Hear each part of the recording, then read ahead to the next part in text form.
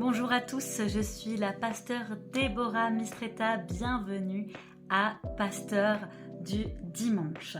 Alors aujourd'hui je voudrais vous parler de comment les principes de ce vieux livre de, on va dire, coaching personnel qui s'appelle Les Accords Toltec est en résonance avec ce livre encore plus vieux et merveilleux qui est notre Bible. C'est parti! Ce petit livre donc, il insiste sur 4 choses super importantes dans la vie pour être heureux.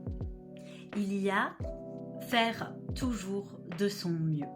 Je ne vois pas pourquoi je dois perdre autant d'heures de travail pour lui. Tout ce que vous faites, faites-le de bon cœur, comme pour le Seigneur et non pour les hommes. Lorsqu'on fait de son mieux et qu'on fait les choses avec cœur, souvent on n'est pas trop déçu. Et c'est ce que Colossiens 3, verset 23 veut nous dire. Ne faites pas de suppositions. Marie-Claire, tu peux être sûre que si ils sont pas venus à l'école cette semaine, c'est parce qu'ils étaient tous à Disney. Dans Luc 6, verset 41, il nous est dit, au lieu d'aller voir la paille qui est dans l'œil de ton frère, regarde plutôt la poutre qui est dans le tien. On est super fort avec notre cerveau pour comprendre les choses, de faire des suppositions, des petits jugements pour regarder ce que l'autre n'a pas fait et pourquoi il a fait ci ou cela. Mais vraiment, nous sommes invités à, plutôt que regarder ce qui nous dérange chez l'autre et essayer d'interpréter ses attitudes et ses comportements, à plutôt regarder en nous-mêmes ce qui se passe dans notre cœur. Soyez impeccables dans vos paroles. T'es vraiment gros nul en fait. Le proverbe nous dit, les paroles peuvent donner la vie ou la mort. Les paroles d'abondance sont super importantes dans la Bible. Plusieurs passages nous disent bénissez, dites du bien, bénissez et ne maudissez pas, parce que la parole, elle crée.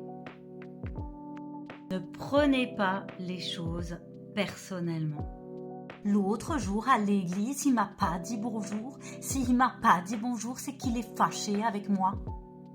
Dans Philippiens 2, verset 4, il est dit que chacun de vous, au lieu de considérer ses propres intérêts, considère aussi ceux des autres.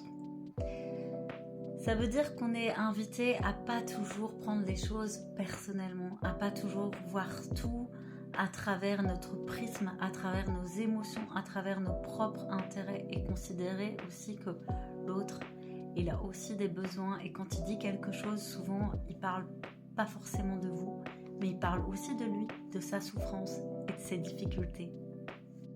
Eh bien, chers toutes et tous, que le Seigneur nous aide et nous accompagne pour que nous soyons toujours capables de faire les choses de bon cœur, toujours de notre mieux, que nous soyons capables de ne pas faire de suppositions sur les choses et sur les autres, que nous soyons capables d'avoir une parole impeccable, une parole de bénédiction et de vie, et que nous soyons capables aussi de ne pas toujours voir tout à travers notre petit prisme, notre petite tête et nos besoins, mais aussi que nous soyons capables d'être à l'écoute des autres et voir autre chose que nous-mêmes.